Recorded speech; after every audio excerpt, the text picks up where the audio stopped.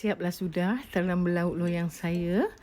Yang sangat sedap ni ya. Tengok tu nampak memang mengancam dengan sayur-sayuran dia dan bawang goreng yang rangup lagi tu. Nak tahu macam mana cara membuatnya? Jom ikuti saya terus. Jangan ke mana-mana. Stay tune.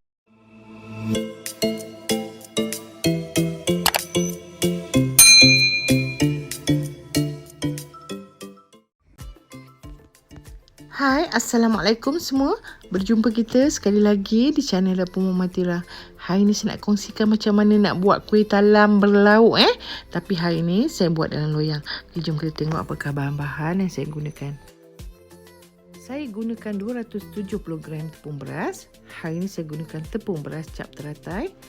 Kemudian saya gunakan 85 gram tepung jagung, 2 sudu besar tepung hongkui dan 1,5 TSP garam ya. 1 sudu teh lada sular, 500 ml santan pekat dan 800 ml air biasa.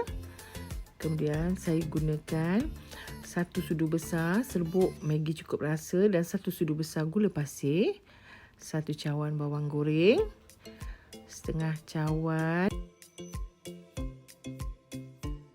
daun sup dan juga setengah cawan lada merah. Lada merah tu kita boleh kurangkan mengikut sesuai selera kita. Kalau tak nak pedas, boleh kurangkan. Juga kalau tepung hongkui tak ada, boleh digantikan dengan tepung jagung ya. Saya gunakan 250 gram daging cincang. Hari ini saya gunakan daging cincang ramli yang saya dah rebus 5 minit. Kemudian saya letakkan dalam tapis dan saya basuh dengan air mengalir dan saya toskan 1 sudu besar serbuk kari dan 1 sudu besar serbuk kurma. Juga saya gunakan 2 biji bawang besar yang saya potong dadu, 5 ulas bawang putih. Saya akan pecah-pecahkan dia, setengah inci halia pun saya pecah-pecahkan juga berserta dengan 2 helai daun salam. Okey, jom kita tengok macam mana cara membuat talam berlauk loyang ya. Jom. Mula-mula saya panaskan 1 sudu besar, butter atau margarine tak masalah. Kemudian kita gorengkan bawang yang saya telah potong dadu tadi ya. Gorengkan sebentar. Sementara itu saya akan pecah-pecahkan halia dan bawang putih saya pecah-pecahkan kasar. Masukkan sekali dan kita kacaukan dia sehingga layu.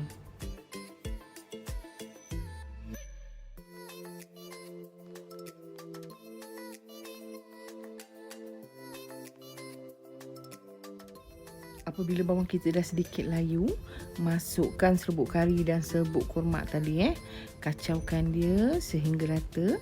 Kalau dia agak kering, letakkan sedikit aja air Tambahkan sedikit garam dan juga sedikit Maggi cukup rasa jika suka Untuk bagi dia ada rasa sikitlah kita punya inti ni. Kemudian saya masukkan daging cincang yang kita dah rebus tadi dan kita kacau rata sehingga semua kena semua kena pada kita punya rempah tu. Boleh tuangkan sedikit air untuk tak mau kasih kita punya rempah tu hangus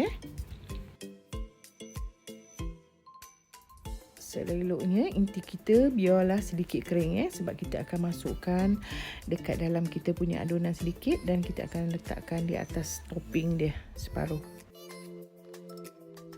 Apabila inti kita dah masak, matikan api dan letakkan tepi kita sejukkan inti kita. Kemudian kita nak buat pula adunan talam. Mula-mula kita campurkan semua bahan ke dalam satu bekas.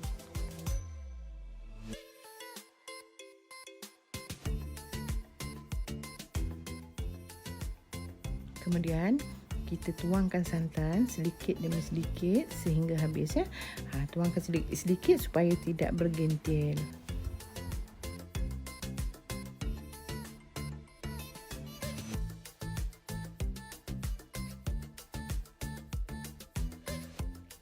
Apabila dah merata, kita tuangkan pula air kita tadi.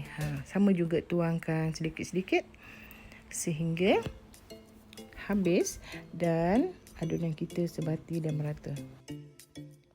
Kemudian kita letakkan lada sulah kita lebih kurang dalam 1 sudu teh dan kacau lagi.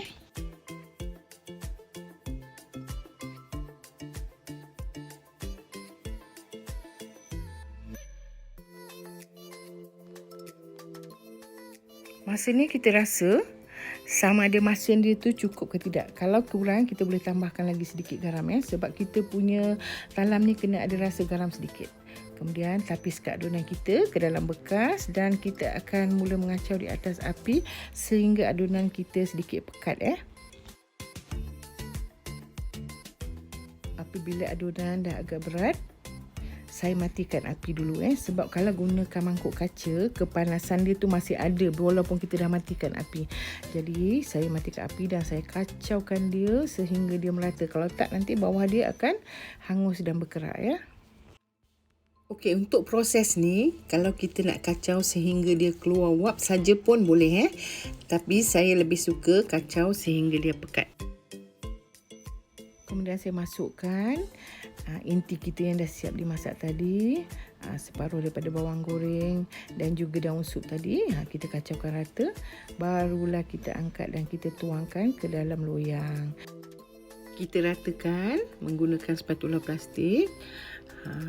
Saya gunakan loyang 10x10x3 yang saya telah sapu minyak, alas plastik dan kemudian saya sapu lagi minyak supaya kita punya adunan nanti masa kita potong dia tak melekat dan cantik kejadian. Apabila talam kita dah masak tadi, saya angkat dan sejukkan sebab kita kena betul-betul sejuk baru kita boleh terbalikkan kita punya talam ke atas kita punya bot. Kalau dia masih panas dan masih lembut, tak boleh terbalikkan nanti dia akan pecah.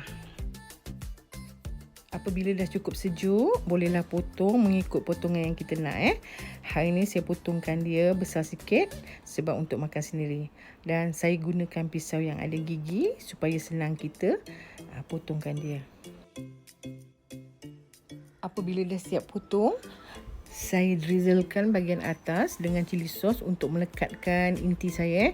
Kemudian baru saya taburkan inti, bawang goreng, daun sup dan juga lada merah yang saya dah potong. Kemudian apabila dah kita letakkan kita punya inti tadi bahagian atas, lada mengikut banyak mana kita nak letak sebab kalau ada budak-budak memang dia tak tahan pedas, jadi mengikut kesesuaian. Dan kemudian saya drizzlekan balik dengan cili sos dan juga mayonis. Memang sangat sedap. Cili sos dan mayonis tu pilihan kalau nak letak boleh, tak nak letak pun boleh. Tapi style saya memang saya suka letakkan cili sos dan juga mayonis supaya masa kita makan tu memang dia akan rasa lebih sedap kalau yang suka pedas Tapi kalau yang tak suka pedas boleh kurangkan mengikut sesuai selera.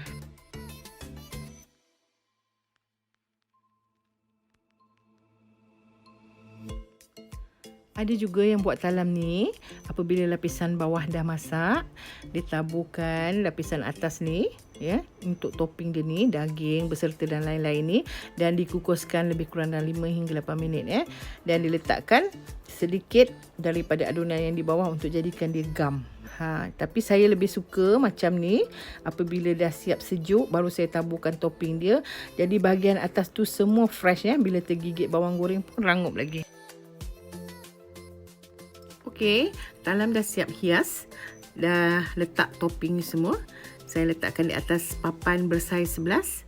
Sebab kalau kita buat talam, kita moleknya kita letak dekat atas papan yang bersaiz 2 inci atau 1 inci lebih besar daripada saiz talam yang kita buat Jadi dia ada ruang untuk kita potong ke apa.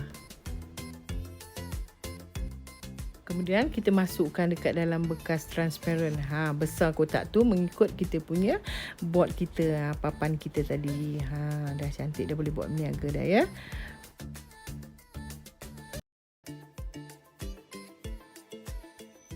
Alhamdulillah, saya dah potongkan talam laut ni. Saya dah susunkan dekat dalam piring.